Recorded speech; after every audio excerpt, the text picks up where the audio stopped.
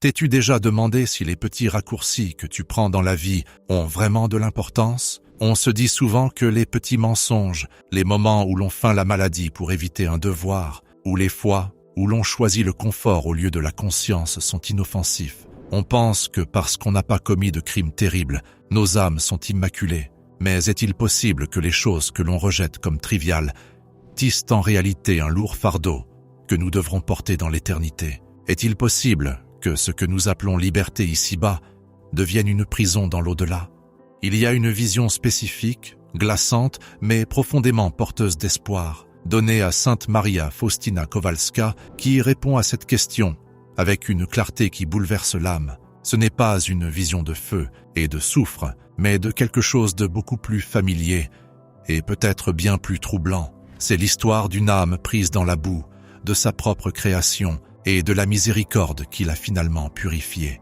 Avant d'ouvrir les pages de ce mystère et d'entrer dans la pièce où les mondes visibles et invisibles se rencontrent, je t'invite à créer un sanctuaire de protection et de grâce juste ici, en ce moment. Nous sommes sur le point de fouler une terre sainte. Je te demande d'aller dans les commentaires ci-dessous et d'écrire simplement les mots qui brisent les chaînes de la peur et qui ouvrent les écluses du ciel. Jésus, j'ai confiance en toi. Et s'il y a un nom qui pèse sur ton cœur, un être cher qui est décédé, ou une personne vivante qui est piégée dans la boue de la confusion, laisse également son prénom à cet endroit. Nous les élèverons ensemble vers les rayons de la miséricorde divine. Fais-le maintenant comme un acte de foi et commençons. Nous vivons dans un monde qui nous dit constamment de chercher le confort. On nous dit de nous exempter des difficultés, de prendre le chemin de la facilité, de protéger notre propre temps et notre énergie à tout prix. Mais la réalité spirituelle est souvent l'inverse de la réalité physique. Ce qui ressemble à un soulagement sur terre peut devenir un poids écrasant dans l'esprit. Sainte Faustine, l'humble secrétaire de la miséricorde, a souvent été autorisée à voir derrière le voile. Jésus ne lui a pas donné ses visions pour l'effrayer ou pour nous effrayer, mais pour nous réveiller. Il voulait que nous comprenions la physique de l'âme. Tout comme la gravité régit le corps, l'amour régit l'esprit. Et quand nous manquons à l'amour, même dans les petites choses, nous créons une densité qui nous tire vers le bas. Nous devons comprendre que le purgatoire n'est pas un lieu de punition arbitraire. C'est un lieu de vérité profonde. C'est là que l'âme se voit enfin exactement telle qu'elle est, dépouillée de toutes ses excuses. Dans la lumière de Dieu, nous ne pouvons pas dire « j'étais juste fatigué » ou « ça n'avait pas d'importance ». La vérité révèle ce que nous avons aimé. Avons-nous aimé Dieu et notre prochain ou avons-nous aimé notre propre confort? Cela nous amène à l'une des rencontres les plus uniques et instructives enregistrées dans le journal de Sainte Faustine, l'entrée numéro 1185. C'était la nuit. Le couvent était enveloppé dans le profond et lourd silence que seule une maison de prière connaît. Sœur Faustine était dans sa cellule, peut-être en train de se reposer après une journée de maladie et de souffrance, ou peut-être en prière profonde. Le voile entre son monde et le suivant était toujours mince, mais cette nuit-là, il s'est dissipé. Elle a reçu la visite d'une âme. C'était l'une des sœurs de sa propre congrégation, qui était déjà décédée. Quand nous pensons à une âme au purgatoire, nos esprits se précipitent généralement vers des images de flammes ou de chaleur intense, basées sur de nombreux autres récits mystiques. Mais cette vision était différente. Elle était étonnamment physique dans sa noirceur. Faustine décrit la sœur non pas comme brûlante, mais comme étant dans un état pitoyable. Elle a regardé cette religieuse décédée et a vu qu'elle n'était ni entourée de lumière, ni consumée par le feu. Au lieu de cela, elle était couverte de boue, de la boue grise, épaisse et lourde. Elle recouvrait son habit, son visage, ses mains. C'était comme si elle avait été traînée à travers un marais, ou comme si elle était faite de la terre même à laquelle elle avait essayé de s'accrocher. Imagine cette sensation. La boue est froide, la boue est lourde. Elle restreint les mouvements, elle s'accroche. Elle te donne l'impression d'être lent et épuisé. L'âme paraissait terriblement fatiguée, usée et sale. C'était l'image de l'épuisement spirituel. Faustine, avec son cœur toujours plein de compassion, n'a pas reculé de dégoût. Elle s'est penchée avec la charité d'une sainte. Elle a posé la question que nous devons tous poser face à la souffrance. De quoi souffres-tu? L'âme a parlé. Sa voix portait probablement le poids de ses regrets. Elle a dit à Faustine, « Je souffre parce que j'ai été dispensée des règles de la communauté. Laisse ces mots imprégner ton esprit. J'ai été dispensée. À première vue, cela semble déroutant, Pourquoi être dispensé serait-il un péché? Si un supérieur te donne la permission de sauter une prière ou un devoir, c'est sûrement de l'obéissance, pas un péché. Mais l'âme a continué pour expliquer la vérité de son cœur. Cette sœur, pendant sa vie au couvent, s'était souvent plainte d'être malade alors qu'elle ne l'était pas vraiment, ou elle avait exagéré sa fatigue pour éviter les rigueurs de la vie en communauté. Elle avait demandé à être dispensée de travail, dispensée de la prière commune, dispensée de ces petits sacrifices qui composent la journée d'une sœur religieuse. Elle avait cherché la voie de la facilité. Elle voulait le titre de religieuse, mais elle ne voulait pas de la croix. Elle a utilisé l'excuse de la santé pour servir sa propre paresse. Et maintenant, regarde la conséquence. C'est un chef-d'œuvre de justice poétique divine. Dans la vie, elle ne voulait pas bouger. Elle voulait se reposer. Elle ne voulait pas travailler. Elle voulait s'allonger. Alors, dans l'au-delà, on lui a donné exactement ce qu'elle avait choisi. La lourdeur. Elle était coincée. La boue représentait l'attachement à la terre qu'elle avait choisi plutôt que les devoirs spirituels de sa vocation. Elle avait choisi la poussière de la terre au lieu du feu de la charité, et c'est pourquoi maintenant la poussière s'accrochait à elle. Elle ne brûlait pas du feu du désir de Dieu, car de son vivant, elle avait étouffé ce feu avec ses excuses. Elle était simplement coincée dans la réalité froide, humide et lourde de sa propre paresse. Cette vision nous secoue, car elle est incroyablement moderne. Nous vivons à l'ère des dispenses. Nous cherchons constamment des raisons pour lesquelles nous ne devrions pas avoir à faire la chose difficile. Je suis trop fatigué pour aller à la messe. Je suis trop stressé pour prier. Je mérite une pause, donc je n'aiderai pas ma famille aujourd'hui. Je vais mentir et dire que je suis malade pour ne pas avoir à aller à cet événement. Nous pensons gagner en liberté. Nous pensons voler un peu de temps pour nous-mêmes, mais cette vision nous révèle la vérité terrifiante. Nous ne volons pas de temps, nous nous couvrons de boue. Chaque fois que nous choisissons le mensonge du confort plutôt que la vérité du devoir, nous ajoutons une autre couche d'argile lourde et froide à nos âmes. Faustine a regardé la sœur et a compris immédiatement. Il n'y avait aucun jugement dans le cœur de Faustine, seulement le désir d'aider. C'est ce sauvetage qui est au centre du message de la miséricorde divine. L'histoire ne se termine pas avec la sœur debout dans la boue, condamnée pour toujours. Faustine a commencé à prier. Elle ne s'est pas contentée de dire des mots. Elle a jeté tout son cœur dans la balance de la justice. Elle a offert son propre amour pour compenser le manque d'amour de la sœur. Et que s'est-il passé? Pendant que Faustine priait, la vision a changé. La boue lourde a commencé à être lavée. Cela ne s'est pas produit d'un seul coup, mais plaque par plaque, la crasse s'est dissoute. Le visage de la sœur a commencé à s'éclaircir. Le poids lourd qui l'entraînait vers le bas a commencé à se soulever. La puissance de la prière d'intercession était comme une douce pluie chaude, emportant la terre froide. C'est la première leçon cruciale pour nous. La boue de nos péchés n'est pas permanente, mais elle nécessite un remède. Elle nécessite l'eau de la miséricorde, et souvent Dieu utilise les prières des vivants pour laver les âmes des morts. Mais pourquoi cela a-t-il touché Jésus si profondément? Pourquoi permet-il à Faustine de voir cela? Pour le comprendre, nous devons examiner une autre rencontre, une révélation plus profonde, où Jésus explique pourquoi il se soucie des petits détails de nos vies.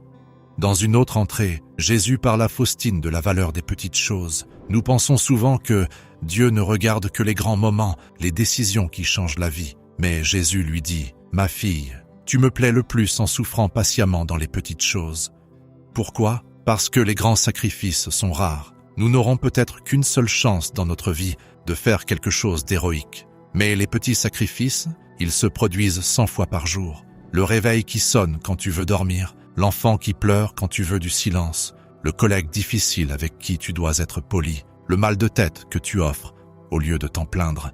La religieuse dans la boue avait rejeté ces petites pièces d'amour. Elle les avait jetées. Elle pensait qu'elles n'avaient aucune valeur. Elle pensait « Dieu se moque bien que je saute cette seule heure de travail. » Mais pour Jésus, cette heure de travail était une occasion pour elle de dire « Je t'aime ». En rejetant le travail, elle a rejeté l'interaction avec lui. La boue était l'accumulation de milliers d'opportunités d'aimer rejeter. Il y a aussi une vérité psychologique profonde ici. Quand nous nous mentons à nous-mêmes, quand nous disons que nous sommes malades alors que nous ne le sommes pas, nous créons une fracture dans notre réalité. Nous commençons à vivre dans un monde de faux semblants. Nous devenons des acteurs sur une scène, et le purgatoire est l'endroit où le jeu d'acteur s'arrête. Le rideau tombe, les costumes sont retirés, et la boue que nous avons utilisée pour peindre notre déguisement devient notre cage. Mais allons plus loin, cette vision de la religieuse dans la boue n'est pas un incident isolé. Cela fait partie d'une tapisserie de révélations concernant l'au-delà dans le journal. Pour bien comprendre le sauvetage, nous devons comprendre le danger. À une autre occasion, Sainte Faustine a été emmenée en esprit au tribunal de Dieu. Elle écrit sur les 7 péchés capitaux et la façon dont ils se manifestent dans l'au-delà. Elle a vu que les âmes sont torturées par les sens mêmes qu'elles utilisent pour pécher.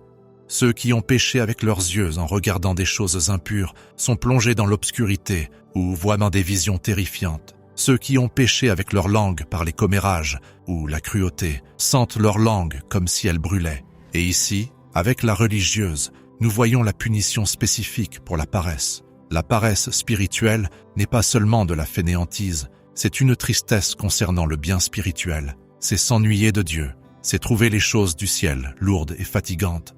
Ainsi, dans l'au-delà, cette lourdeur spirituelle devient un poids littéral, la boue. Mais c'est ici que l'histoire passe de l'avertissement à l'espoir. C'est ici que la voix de Jésus perce les ténèbres. Jésus ne montre pas ces choses à Faustine pour nous conduire au désespoir. Il les montre pour révéler l'immensité de sa miséricorde. Si la boue peut être lavée, alors il y a de l'espoir pour tout le monde. Écoute les paroles de Jésus consignées dans le journal, des mots qui sont censés être la bouée de sauvetage pour quiconque ressent le poids de son propre passé. Ma miséricorde est plus grande que tes péchés et ceux du monde entier. Qui peut mesurer l'étendue de ma bonté? Pour toi, je suis descendu du ciel sur la terre. Pour toi, je me suis laissé clouer sur la croix. Pour toi, j'ai laissé percer mon cœur sacré par une lance, t'ouvrant ainsi grand la source de la miséricorde. Viens donc, avec confiance, puiser des grâces à cette source. Viens donc, avec confiance. La religieuse de la vision n'avait pas su faire confiance. Elle a fait confiance à sa propre habileté pour éviter le travail. Elle a fait confiance à son lit pour trouver le confort. Elle n'a pas cru que si elle donnait son énergie à Dieu, il la soutiendrait. Alors, comment pouvons-nous appliquer cela? Comment nous laver de cette boue avant de mourir pour ne pas avoir à la porter dans la vie suivante? Le journal nous donne un plan de sauvetage très spécifique. C'est un plan qui transforme la boue lourde en or. Premièrement, nous devons embrasser le sacrement du moment présent. Cela signifie regarder ce que tu fais en ce moment, conduire, faire la vaisselle, travailler sur un ordinateur, prendre soin d'un proche malade et réaliser que c'est le lieu de ta sanctification. Tu n'as pas besoin d'être dans un monastère pour être saint, tu as juste besoin d'arrêter de t'exempter de la réalité de ta vie. Quand tu ressens le besoin de prendre un raccourci, de dire un petit mensonge pour te sortir d'affaire ou d'être paresseux alors que tu devrais être attentif, ressaisis-toi, visualise la boue, dis-toi, je ne mettrai pas ce poids sur mon âme et offre ensuite ce moment à Jésus. Jésus, je fais cela par amour pour toi. Soudain, la boue disparaît. Le lourd devoir devient une aile qui t'élève. Deuxièmement, nous devons utiliser la puissance du chapelet de la divine miséricorde. Faustine a vu la boue se laver lorsqu'elle a prié. Nous avons ce même pouvoir lorsque nous prions le chapelet pour les âmes du purgatoire ou pour notre propre passé de pécheur. Nous appliquons le sang et l'eau du Christ comme un solvant. Il dissout la crasse du péché. Il y a un magnifique récit où Faustine interroge Jésus sur les âmes qui n'ont personne pour prier pour elles. Jésus lui dit qu'en entrant dans l'abîme de sa miséricorde, elle peut suppléer à ce qui leur manque. Nous pouvons être ceux qui lavent la boue des âmes oubliées. Imagine le pouvoir que tu tiens entre tes mains lorsque tu tiens un chapelet. Tu ne fais pas que compter des grains, tu nettoies les âmes de tes frères et sœurs. Tu soulèves le poids du monde. Revenons à la vision de la religieuse une dernière fois. Après la prière de Faustine, la sœur n'était pas seulement purifiée, elle était reconnaissante. Le lien entre l'Église sur terre, nous, et l'Église souffrante au purgatoire est un lien d'amour. Quand nous les aidons, ils nous aident. Sainte Faustine écrit « À de nombreuses reprises, les âmes du purgatoire m'ont visité. J'ai une grande dévotion pour elles, et je prie souvent pour elles. » Elle a réalisé qu'en les aidant, elle se faisait des amis qui se tiendraient devant le trône de Dieu et intercéderaient pour elle. Imagine arriver aux portes du paradis et être accueilli non par des étrangers, mais par une foule d'âmes radieuses qui disent « J'étais couvert de boue et tu m'as lavé. J'étais dans les ténèbres et tu as allumé une bougie pour moi. » C'est la communion des saints. C'est un vaste réseau invisible de sauvetage. Mais nous devons aborder une peur persistante. Peut-être que tu écoutes cela et que tu te dis « J'ai trop de boue, j'ai passé des années à me dispenser, j'ai été paresseux, égoïste et trompeur. Est-il trop tard pour moi ?» Tu pourrais ressentir le poids de décennies de petits péchés qui s'accumulent jusqu'à ressembler à une montagne. Écoute la voix du guide, faisant écho à la voix du maître. Il n'est jamais trop tard, jusqu'au tout dernier souffle.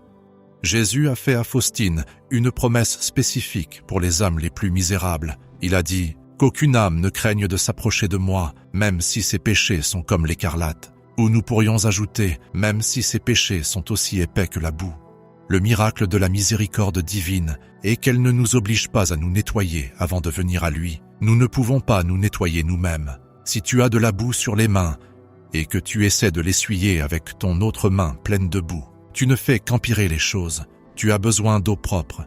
Tu as besoin d'une source extérieure à toi-même. Cette source est la confession et l'Eucharistie. Si tu sens la boue s'accrocher à toi, le remède est simple. Va te confesser. La confession n'est pas une chambre de torture, c'est une douche pour l'âme. Le prêtre n'est pas là pour juger la boue, il est là pour verser l'eau.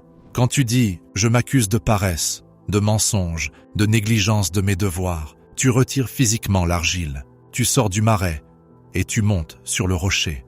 Et puis il y a la promesse ultime. Jésus a dit à Faustine que la fête de la miséricorde divine, le dimanche après Pâques, est un jour où les écluses du ciel s'ouvrent. Ce jour-là, une âme qui va se confesser et qui reçoit la Sainte Communion reçoit le pardon total de ses péchés et des peines. C'est une remise à zéro totale. Toute la boue, tout le feu, toute la dette ont disparu, emportées en un seul jour. C'est la générosité de notre Dieu. Il ne veut pas que nous soyons couverts de boue. Il nous veut vêtus de lumière. Alors que nous terminons ce voyage, regardons la sœur de la vision une dernière fois. Elle a commencé dans la misère, couverte par la preuve de sa propre paresse, mais elle a terminé dans l'espoir, purifiée par la prière d'une âme juste. Elle sert d'avertissement, oui, mais aussi de phare. Elle nous met en garde. Ne prends pas tes devoirs à la légère. Ne pense pas que les petits mensonges n'ont pas de poids. Vis avec intégrité, vis avec le feu, pas avec la froide humidité des excuses. Mais elle nous montre aussi que la miséricorde est réelle, que la prière fonctionne, que nous ne sommes pas abandonnés dans notre désordre. Alors, mon cher ami, dévot de la miséricorde, que feras-tu de cette vision? La laisseras-tu s'effacer comme un rêve ou la laisseras-tu changer ta journée d'aujourd'hui? Quand viendra le moment, dans 1 heure ou demain matin, où tu seras tenté de dire « je le ferai plus tard » ou « je vais faire semblant de n'avoir rien entendu », souviens-toi de la boue, sens son poids imaginaire sur tes mains et débarrasse-t'en. Lève-toi, accomplis ton devoir, dis la prière, aide le prochain, dis à Jésus « je le fais maintenant pour ne pas avoir à le porter plus tard. Je t'offre cette petite fatigue pour qu'elle devienne de la lumière. » Et souviens-toi des âmes qui attendent encore. Ce soir, avant de dormir, et une pensée pour ceux qui sont bloqués. Prie un « Je vous salue Marie », un « Gloire au Père », ou le chapelet de la divine miséricorde, pour l'âme qui n'a personne pour prier pour elle. Tu pourrais bien être la main qui plonge dans la boue et qui les en sort. Terminons par une prière d'abandon, en utilisant les mots que sainte Faustine elle-même aurait pu utiliser. Dieu éternel, en qui la miséricorde est sans fin et le trésor de compassion inépuisable, regarde-nous avec bonté et multiplie en nous ta miséricorde, afin que dans les moments difficiles, nous ne puissions ni désespérer, ni nous décourager, mais que nous nous soumettions avec une grande confiance à ta sainte volonté, qui est l'amour et la miséricorde même.